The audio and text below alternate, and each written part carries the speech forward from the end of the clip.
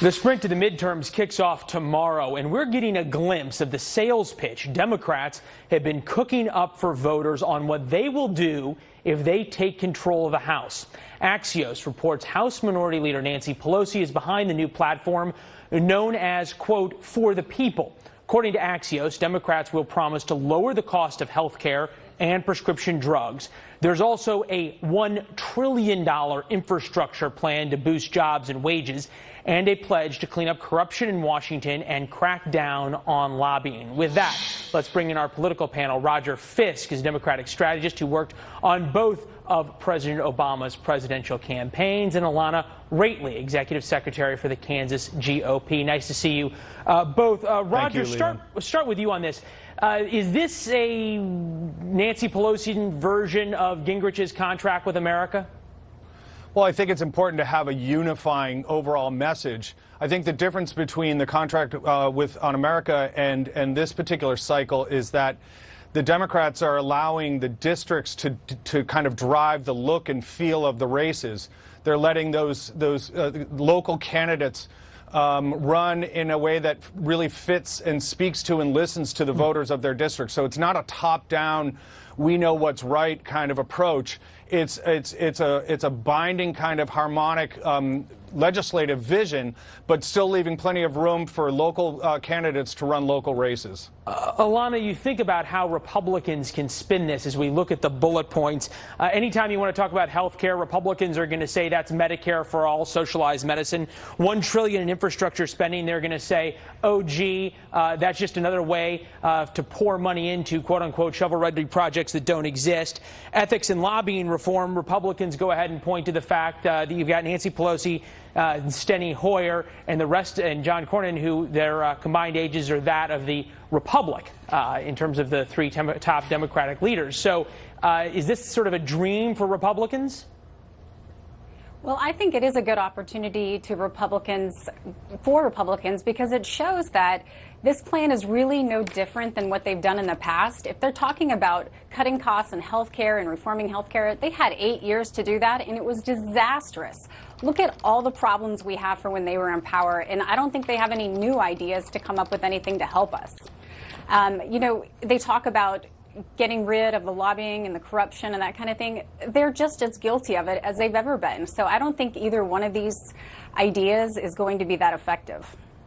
All right, correction there. Nancy Pelosi, Steny Hoyer, and Joe Crowley there for House Democratic leaderships. Roger, is this a risk for Democrats to be able to be painted so progressively as these talking points seem to allow?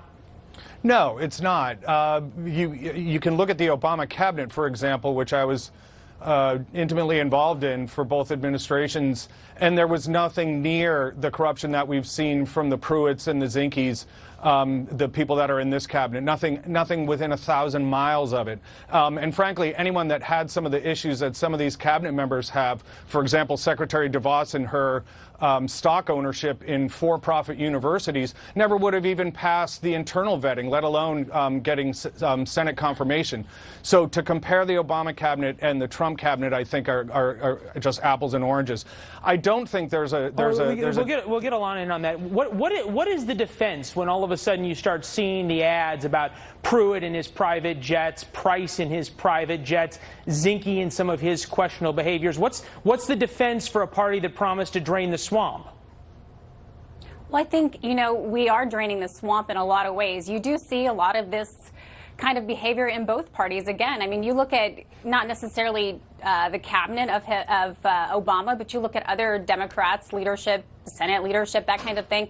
They do the same kind of things, and they've been called out on it. I mean, look at Claire McCaskill and her, you know, terrible things that she's done with her own personal travel at the expense of Missourians. And I think, you know, you might not have that directly, or it hadn't been exposed in Obama's particular administration, but I do think this happens on both sides. Well, so your thesis, certainly, though, hold on. Certainly, though, there are Republicans from conceivably safe, dark red places that are at least perhaps in trouble. Ted Cruz, which won Texas by 16 points back in 2012. Now the president's having to promise to come down and campaign for him. This is the AP quote from the profile on Beto O'Rourke down there. If elections were decided by viral videos and fawning media profiles, Democrat Beto O'Rourke would win Texas Senate race in a landslide. Roger, you think about some of his platform positions. Gun control. He's obviously supported players who take a knee during the anthem. That didn't go over so well in Texas. Medicare for all. Is he running on a national platform for 2020, or is he actually running in Texas? I think it's very clear that he's running in Texas. He spent the last 35 days doing 100 events around Texas, whereas his opponent, Senator Cruz, hasn't had even a fraction of that number of events, and neither has he made them open to the public or open to the press. So I think he's very much running as a Texan, and I think he has a great case to be made. He's optimistic, he's forward-looking, he's being very transparent about exactly what his agenda is. He's not trying to play it cute as if he's trying to sneak some agenda by a red state. He's being very transparent, and I think that's to be admired. Alana, something to exploit there for Republicans? Absolutely. I think it does appeal more to a national race. I don't think this is Texas at all. I personally lived in Texas for many years, and Texans are patriotic, not just for their state, but for their country. And they see a person who is not relating to them as a Texan. I also think, it might be... Conceivably, Beto O'Rourke's relating enough that President Trump's decided he needs to go down there for a rally. I'm sorry, can you repeat yourself? I said conceivably Beto O'Rourke is relating enough that President Trump feels like he needs to go down there for a rally. Well, I think any Trump support is going to be helpful for any candidate. You would be hard-pressed not to take that support. I think Cruz is smart in doing that. You know, these races are competitive, and I don't think you should take any of them for granted. So I think it's still a good idea that Trump is going down there. Someone else is actually getting an interesting bit of support from President Trump. And, Roger, that's someone you used to work for. A tweet from the president just in the past couple of minutes. I see that John Kerry, the father of the now terminated Iran deal, is thinking of running for president. I should only be so lucky, although the field that is currently assembling looks really good. Capital letters for me. Roger? Well, I mean, my 20s and 30s were spent working for John Kerry, and it's something I'm very proud of. And my 40s were spent with working for Barack Obama, and that's something I'm also very proud of.